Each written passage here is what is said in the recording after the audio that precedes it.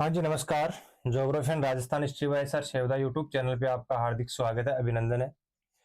हमारी जो class recorded हो रही थी वो राजस्थान ज्योग्राफी के अंदर जो भौतिक प्रदेश है राजस्थान के चार, पश्चिम मरुस्थलीय प्रदेश, अरावली, पूर्वी मैदान, दक्षिण पूर्वी पठारी प्रदेश, इनमें से हमने ये देखा है कि इनका डिवाइडेशन किस प्रकार किया गया है। पश्चिम मरुस्थलीय प्रदेश के अंदर हमने ये देखा है कि इसमें महत्वपूर्ण शहर कौन सा है, बांध कौन सा, नदी कौन सी है, जिलों की संख्या इसमें 16 है वर्तमान में, और पहले इसमें कितनी थी 12 थी, इसका क्षेत्रफल कितना है, इसमें जनसंख्या कितनी निवास कर रही है।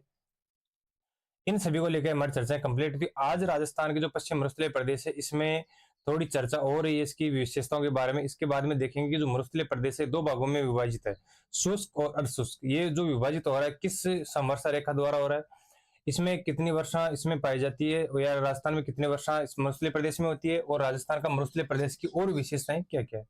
तो आइए बात करते हैं राजस्थान के पश्चिमी मरुस्थलीय प्रदेश में। अब जो हमारा टॉपिक है इसमें चर्चा का विषय वो ये है कि इसे एक तो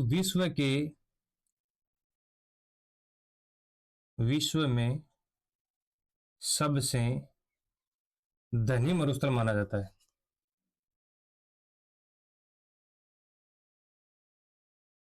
माना जाता है। इसका कारण क्या माने जाने का ये है कि अन्य मरुस्थलों के मुकाबले जो थार का मरुस्थल है, जो राजस्थान का मरुस्थल है, इसके अंदर इन सभी मरुस्थलों को देखते हुए सर्वाधिक जनसंख्या पाई जाती है, सर्वाधिक पशु घनत्व पाया जाता है, सर्वाधिक इसमें खनिज पाए जाते हैं। ये हम देखते हैं कि इसमें कृषि वगैरह की जाती है, और जो भूमि का जल है वो गहरा होने के कारण इंदिरा गांधी नहर आने से यहाँ पे जीवनदायिनी नहर के रूप में प्रकट हुई है। और इस मरुस्थल को, थार के मरुस्थल को, युवा मरुस्थल भी कहा जाता है।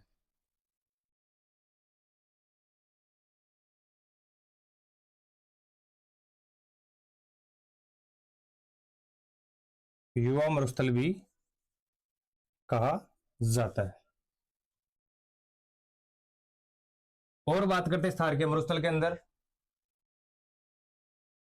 धनी मरुस्थल का कारण तो है कि इसमें सर्वाधिक जनसंख्या, अन्य मरुस्थलों के मुकाबले सर्वाधिक यहाँ पे खनिज पाए जाते हैं, और विश्व के जो अन्य जो मरुस्थल है इनके मुकाबले यहाँ पे सर्वाधिक जैव विविधता पाई जाती है, और अन्य मरुस्थलों के मुकाबले यहाँ पे जनसंख्या घनत्व भी सर्वाधिक पाया जाता है। जनसंख्या घनत्व की बात करें तो यहाँ पे लगभग इस मरुस्थलीय क्षेत्र के अंदर जो घनत्व है वो 103 व्यक्ति प्रति वर्ग किलोमीटर के आसपास पाया जाता है। सबसे बाद में निर्माण हुआ है, इसलिए इस मरुस्थल को क्या कहा जाता है, युवा मरुस्थल भी कहा जाता है। और ये किसका भाग है, तो 33 सागर के अवशेष है। 33 सागर का भाग है या अवशेष है। ठीक है। और इसमें बात करते हैं मरुस्थलीय प्रदेश में कि मरुस्थलीय मार्च क्या किसे कहते हैं। मरुस्थलीय मार्च, मरुस्थलीय मार्च वो है जिसके अंदर मरुस्थल का स्थानांतरण होता है, यानी कि एक जगह से दूसरी जगह, दूसरी जगह तीसरी जगह यहाँ पे क्या रहता है, स्थानांतरित होते रहता है। तो जो मरुस्थलीय जो मिट्टी है यानी बलुई मिट्टी, इसका स्थानांतरण एक जगह से दूसरी जगह हो रहा है, तो इस स्थानांतरण को मरुस्थलीय मार्च कहा जाता है। ये जो मार्च बात करें, ये मार्च से जुलाई तक, जुलाई तक होता है। जो मरुस्थलीय मार्च है इसका जो समय मार्च से जुलाई तक होता है, इसमें क्या होता है कि इन समय शुष्कता सर्वाधिक रहती है, और शुष्कता सर्वाधिक रहने के कारण यहाँ पे आंधियां चलती है, तो मिट्टी भी क्या है कि एक जगह से दूसरी जगह स्थानांतरित होती रहती है। ये मिट्टी जो स्थानांतरित हो रही है, जो उपजाऊ मिट्टी, इसको भी क्या कर रही है, खराब कर रही है। क्यों हो रही है, क्योंकि उपजाऊ मिट्टी को बलुई मिट्टी की परत बिछा दी जाती है, जिससे क्या होता है वहां पे उपजाऊ मिट्टी का भी विनाश हो रहा है। इसलिए मरुस्थलीय मार्च को भी रोकना क्या अति आवश्यक है। भारतीय मानसून तंत्र को भी नियंत्रित करता है। भारतीय मानसून तंत्र को नियंत्रण, भारतीय जलवायु को प्रभावित करता है।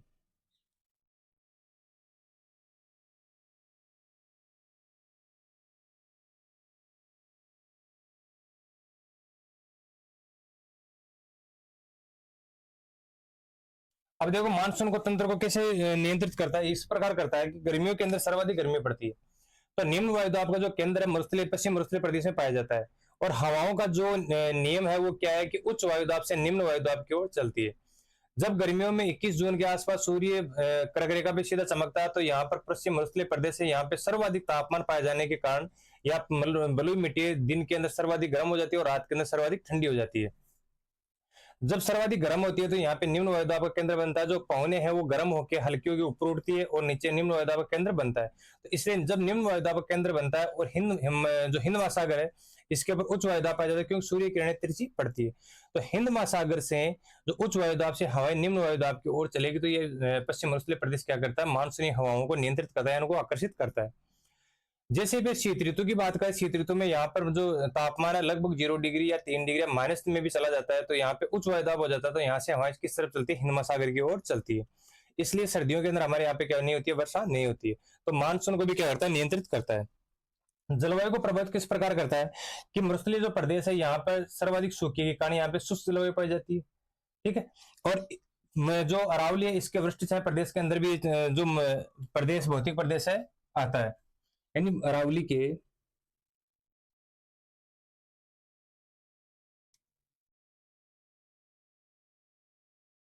वृष्टि छाया प्रदेश में, यानी कि जो ये मरुस्थलीय प्रदेश है यह पाया जाता है जो अरावली पर्वतमाला है इसके पश्चिम के अंदर इसका वृष्टि छाया प्रदेश होता है। वृष्टि छाया प्रदेश का मतलब क्या होता है, जैसे मान लीजिए ये कोई पर्वत है, अपनी अरावली को बना लेते हैं।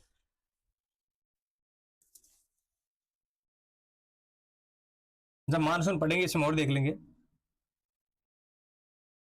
यह है मान लीजिए अरावली, इधर पश्चिमी मरुस्थल।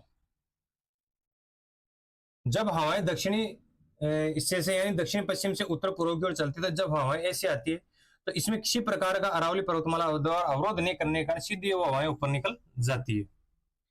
जब बंगाल की खाड़ी की जो शाखा आती है वर्षा करते करते जब ये इधर से आती है तो सबसे पहले अरावली के पूर्वी हिस्से से टकराएगी, तो यहाँ पे क्या कर देगी, वर्षा कर देगी। और सर्वाधिक वर्षा यहाँ पर होने के बाद में जब अपनी आर्द्रता समाप्त कर देगी तो इस तरफ अरावली की उतरेगी। तो इस समय जब उतरती है तो वृष्टि छाया प्रदेश आ जाता है, यानी कि सर्वाधिक वर्षा हमेशा पर्वतीय पहाड़ी के सामने वाले हिस्से में होती है। उसके जो विपरीत वाला हिस्सा रहता है वहां पे वर्षा सबसे कम होती है, तो ये वृष्टि छाया प्रदेश से कहा जाता है। तो पश्चिम जो मरुस्थलीय प्रदेश है वो अरावली के वृष्टि छाया प्रदेश के अंदर आता है, जिसके अंदर वर्षा क्या होती है, कम होती है। मानसूनी जलवायु को प्रभावित कैसे करता है कि मानसूनी हवाओं को जब आकर्षित कर रहा है, ठीक है, तो नमी यहाँ पे सर्वाधिक होगी और यहाँ पे जो सूर्य किरणें सीधी पड़ती है तो निम्न वायुदाब का केंद्र होगा। हवाएं जब दक्षिण पश्चिम से उत्तर पूर्व की ओर चलेगी तब यहाँ पे इन जो बलुई मिट्टी इसका एक सिद्धांत होता है, सर्वाधिक तापमान पाकर सर्वाधिक गर्म होना और रात को सबसे जल्दी क्या हो जाना, ठंडी हो जाना। ये इसका क्या होता है, स्वभाव रहता है। तो वृष्टि छाया प्रदेश के अंदर आता है, भारतीय जलवायु को प्रभावित करता है, भारतीय मानसून तंत्र को क्या करता है, आकर्षित करता है। ये इनकी कुछ विशेषताएं होगी, इसके बाद में और देखते हैं। और राजस्थान में बात करते हैं जो मरुस्थलीय क्षेत्रफल है, इसका क्षेत्रफल कितना, तो इसमें 2,09,114 वर्ग किलोमीटर में फैला हुआ है। यानी कि राजस्थान का जो 3,42,239 वर्ग किलोमीटर क्षेत्रफल है इसमें से 2,09,114 वर्ग किलोमीटर में क्या फैला हुआ है, थार का मरुस्थल फैला हुआ है। इस मरुस्थल में बात करते हैं, इसे महान मरुस्थल की बात करें, महान मरुस्थल जहां पे सर्वाधिक मरुस्थलीय टीले पाए जाते हैं, जिसमें बात करते हैं जैसलमेर,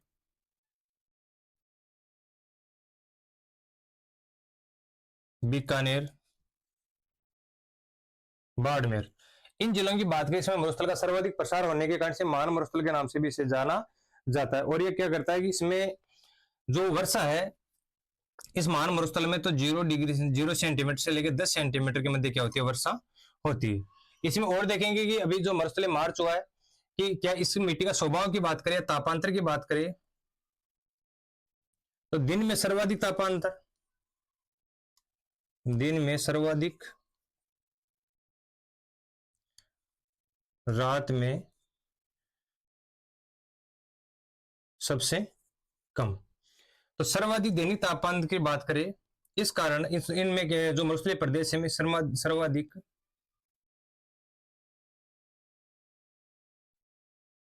दैनिक तापांतर पाया जाता है। यानी सर्वाधिक दैनिक तापांतर की बात करें, यहाँ पे जो बलुई मिट्टी है वह सूर्य की किरण की उष्मा पाकर सर्वाधिक गर्म हो जाती है दिन में और रात में जल्दी ही क्या हो जाती है, ठंडी हो जाती है। तो ये जो क्षेत्र है पश्चिम मरुस्थलीय प्रदेश है, जो भौतिक प्रदेश है, वो सब सर्वाधिक दैनिक तापांतर वाला क्षेत्र भी माना जाता है। और भारतीय मानसून को क्या करता है, निम्न वायुदाब केंद्र होने के कारण भारतीय मानसून को आकर्षित करता है और भारतीय जलवायु को प्रभावित भी करता है। अगर ऐसी बात करें राजस्थान के अंदर कौन सा भौतिक प्रदेश है जलवायु को नियंत्रित करता है, तो कौन सा है, पश्चिमी मरुस्थलीय प्रदेश। इसमें सर्वाधिक खनिज भी पाए जाते हैं, सर्वाधिक दैनिक तापांतर और सर्वाधिक रात में सबसे कम तापमान होने के कारण सर्वाधिक दैनिक तापांतर भी यहाँ पे देखने को मिलता है।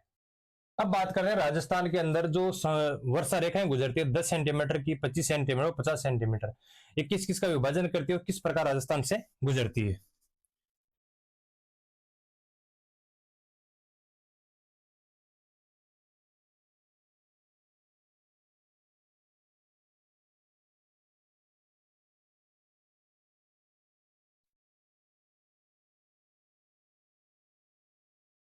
ये मान लीजिए राजस्थान का मानचित्र है, तो इसमें बात करते हैं जो यहां से क्या गुजरती है, अरावली।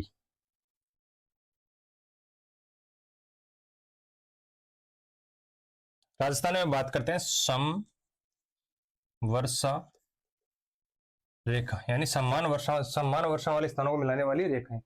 समान वर्षा का मतलब ये होता है यहाँ पे 10 सेंटीमीटर, यहाँ पे 10 सेंटीमीटर, यहाँ पे 10 सेंटीमीटर, यहाँ पे 10 सेंटीमीटर। तो ये जो समवर्षा रेखा गुजरेगी कितनी सेंटीमीटर की गुजरेगी, 10 सेंटीमीटर की गुजरेगी। अब बात करते हैं 50 सेंटीमीटर की जो समवर्षा रेखा है, ठीक है, 50 सेंटीमीटर की समवर्षा रेखा राजस्थान को लगभग बराबर दो भागों में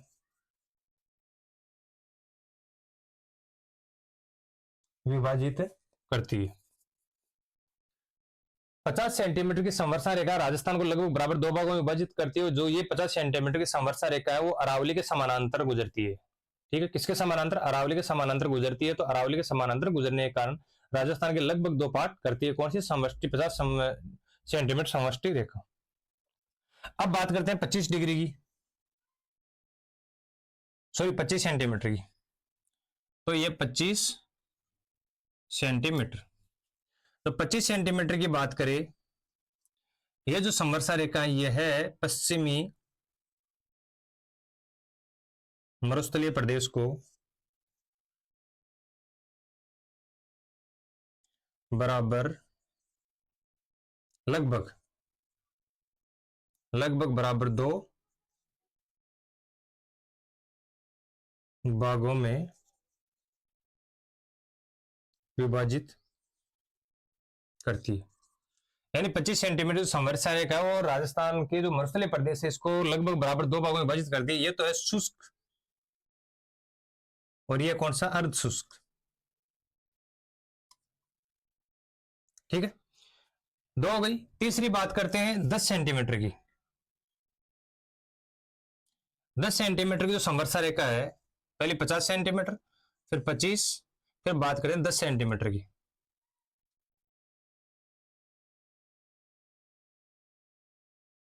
ये 10 सेंटीमीटर की जो समवर्षा रेखा है यह है केवल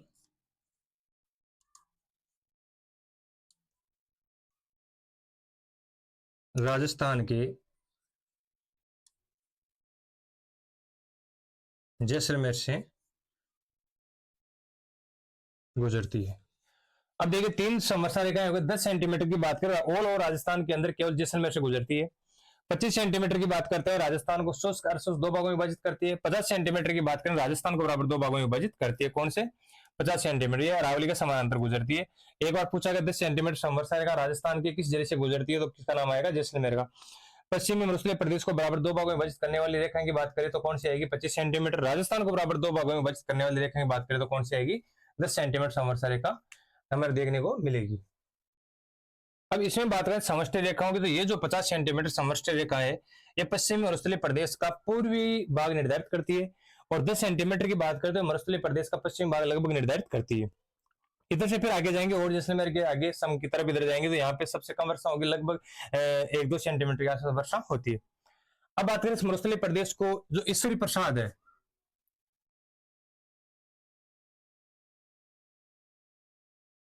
इन्होंने तो मरुस्थलीय प्रदेश को कहा रुक्स,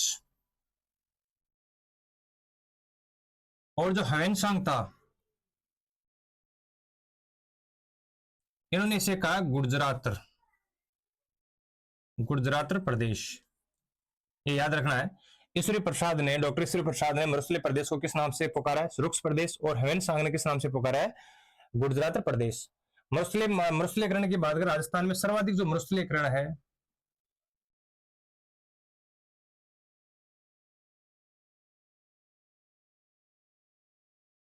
ये कौन से में, नाचना गांव जैसलमेर में। यानी कि सर्वाधिक मरुस्थलीकरण की बात करें, सर्वाधिक मरुस्थलीकरण की जगह की बात करें, कौन सी जगह जहां पे सर्वाधिक मरुस्थलीकरण पाया जाता है, सर्वाधिक मरुस्थलीकरण मरुस्थलीय मार्च पाया जाता है, यानी जो रेगिस्तान टीले सर्वाधिक पाए जाते हैं और सर्वाधिक मरुस्थलीय जो मिट्टी स्थानांतरित होती है, तो बात करें नाचना गांव जैसलमेर की। नाचना के नाम से एक चीज और फेमस है, कौन सा है? नाचना के जो ऊंट है वो भी यहाँ के क्या है? प्रसिद्ध है, नाचना गांव के हैं। नाचना जो ऊंट है, जैसे ऊंटों की जो प्रजाति पाई जाती है वो भी कहाँ की है? नाचना की है। ठीक है, तो मरुस्थलीकरण के कारण जाना जाता है जैसलमेर के नाचना गांव को। अब बात करें राजस्थान के जो मरुस्थलीय पश्चिम मरुस्थलीय प्रदेश है, इसके दो भाग है, ठीक, अर्धशुष्क और शुष्क। शुष्क के भी फिर दो भाग मिलेंगे हमारे को, मरुस्थलीकरण युक्त और मरुस्थलीकरण से मुक्त, दो भाग मिलेंगे उनको भी, तो उनको और देखते हैं।